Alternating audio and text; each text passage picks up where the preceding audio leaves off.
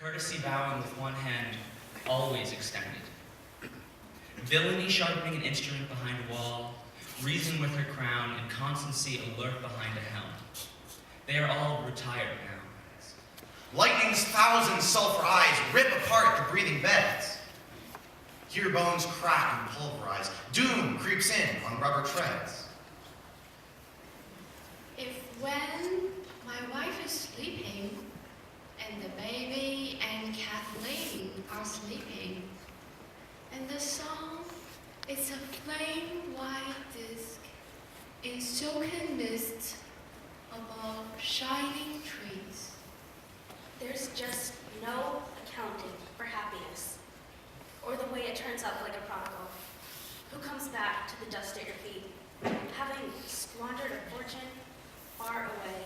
Although she feeds me bread of bitterness, and sinks into my throat her tiger's tooth, stealing my breath of life, I must confess I love this cultured hell that tests my youth.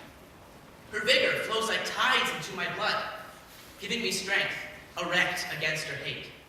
And when they were all seated, a service, like a drum, kept beating, till I thought my mind was going numb.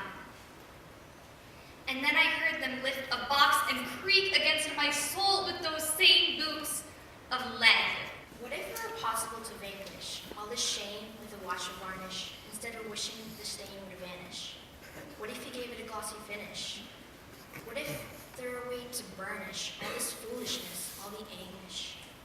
Soldiers are sworn to action. They must win some flaming and fatal climax with their lives. Soldiers are dreamers. When the guns begin, they think of firelit homes, clean beds, and wives. At times, it is like watching a face you have just met, trying to decide who it reminds you of. No one sure that you never hated or loved, but yes, somebody. You watch the face as it turns and nods, showing you at certain angles a curve of the lips or a lift of the eyebrow that is exactly right, and still the lost face eludes you.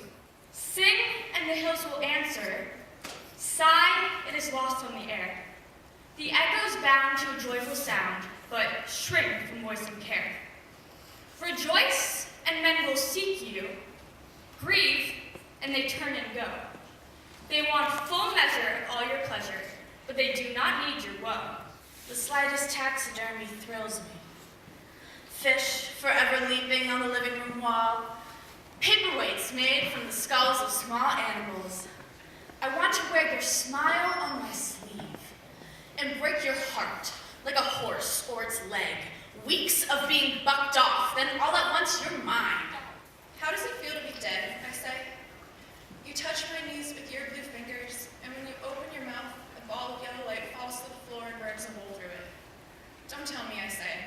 I don't want to hear it. Did you ever, you start, wear a certain kind of silk dress, and just by accident, so inconsequential you barely notice it? And yet it tasted like them all. The figures I have seen, set orderly for burial, reminded me of mine. As if my life were shaven and fitted to a frame and could not breathe without a key. And 'twas like midnight.